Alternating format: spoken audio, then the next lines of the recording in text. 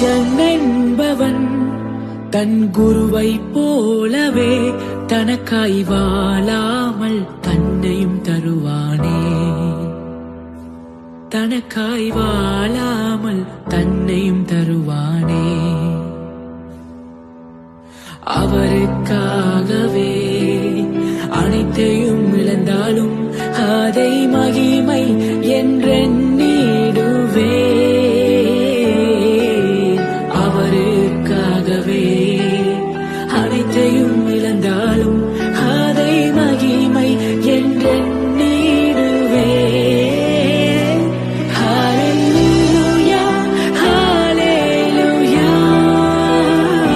நீதிமான்னா கர்த்தருடைய பார்வையில் சரியாய் வாழுகிறவன், நீதியின்படி நடப்பவன், அவன் தான் நீதிமான். ஆபேலினுடைய நீதி அது செம்மையா இருந்தது, காயினுடைய பொல்லாதவையில இருந்தது. நீதிமான் யோபு எப்படிப்பட்ட மான்?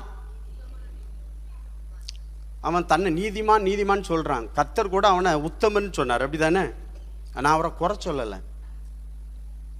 ஆனா நீங்க அவனே நான் நீதிமான் தான் சொல்றார் யோபு. நீங்க 40வது அதிகாரத்தில் யோபு 4வது வசனத்தை படிச்சு பாருங்க. அதுல கையை கட்டி கர்த்தருடைய சமூகத்தை, அவருடைய பிரசன்னத்தை அவன் பார்க்கும்போது அந்த பிரசன்னம் அவனை டச் பண்ணும்போது அவன் என்ன சொல்றான்? சத்தமா சொல்லுங்களா. இப்ப நீதிமான் சொல்லிக்கிட்டு இருந்த நீதிமான் இப்ப என்ன சொல்றாரு? தேவ சமூகத்தை உணர்கிறவன் தான் உண்மையான நீதிமான்.